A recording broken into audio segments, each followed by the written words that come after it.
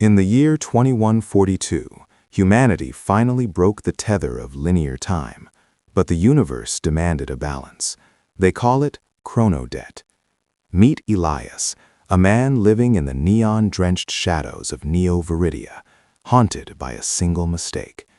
He stands in his cramped apartment, clutching a worn photograph of a woman with a bright red scarf. On his wrist, a mechanical device hums, a chronometer that glows with a warning amber light. Every second stolen from the past is paid for with the remaining years of your life. The accident happened 5 years ago, a tragedy Elias has relived 1,000 times in his mind. Clara was gone in a heartbeat, leaving him with nothing but a void and a forbidden technology. He stares at the chronometer, the display showing his current lifespan, 45 years remaining. To go back and save her, to change that one pivotal moment, the cost is steep. The debt is not measured in currency, but in the very marrow of his bones and the beats of his heart. Is a life for a life a fair trade? He initiates the sequence, the air around him beginning to vibrate with high-frequency energy. The walls of his apartment seem to stretch and blur as the chrono engine tears a hole through the fabric of reality. Elias feels the first bite of the debt, a sharp, cold sensation spreading from his wrist through his veins. His vision flickers, seeing flashes of Clara laughing, the smell of rain, and the screeching tires of that fateful night. There is no turning back once the jump begins. The contract with time is signed in blood. He lands in the past, the world suddenly bursting into vibrant, natural colors, a stark contrast to his gray future. It is the day of the accident, the sun setting behind the city skyline in a wash of gold and violet. Elias sees himself across the street, younger and oblivious, waiting for Clara to arrive. He feels a sudden, agonizing cramp in his chest as the chronometer ticks down rapidly, stripping away years and seconds.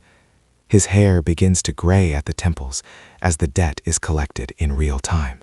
There she is, Clara, stepping into the crosswalk with that same red scarf fluttering in the wind. She doesn't see the speeding transport drone that is about to malfunction and veer onto the sidewalk. Elias lunges forward, his body feeling heavier with every step as the weight of his accelerated aging takes hold. He screams her name, but his voice is raspy, older than it should be. The moment of impact is approaching, and he is the only variable in this deadly equation. With a final, desperate burst of energy, Elias tackles Clara, rolling them both across the pavement just as the drone smashes into a storefront. The crash is a deafening roar of glass and metal, but they are safe. Clara looks at him, confused and terrified, not recognizing the man who saved her. She sees an old man with deep wrinkles and kind, watery eyes, gasping for breath on the asphalt. He has done it.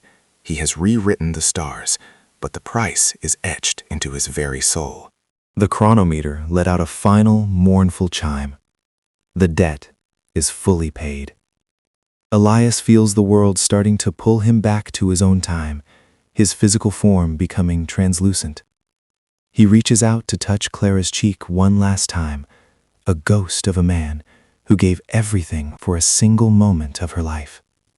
She reaches back, sensing a strange familiarity in his touch, but her hand passes through him as he dissolves into particles of amber light. The timeline has stabilized, and the debt is settled. Back in 2042, Elias wakes up on his apartment floor. He is frail, his hands shaking with the tremors of extreme old age. He slowly pulls himself up to the window and looks out at the city. It's different now, brighter, more vibrant. He checks the local news feed on a holographic display. There she is, Clara, now a renowned doctor, celebrating her 40th birthday in a world where she was supposed to be a memory. He smiles, a toothless, weary grin of a man who won the ultimate gamble. Time is a relentless creditor, but Elias proved that love is a currency more powerful than the years. He sits in the quiet of his room, the chronometer now dark and silent on his wrist, its purpose fulfilled. He has only days left to live, perhaps only hours, but he dies a wealthy man in a way the world will never understand. Every gray hair, every ache in his joints is a testament to the life he returned to the world. Sacrifice, after all, is the highest form of love. How much would you pay to save the person you love? If Elias's journey touched your soul, show some love by hitting that subscribe button and liking this video. Comment below, if you had a chronometer, would you use it, or is the price too high? Your support helps us bring more cinematic stories like this to life. Thank you for watching, and remember, cherish every second, for time is the only thing we can never truly earn back. See you in the next time.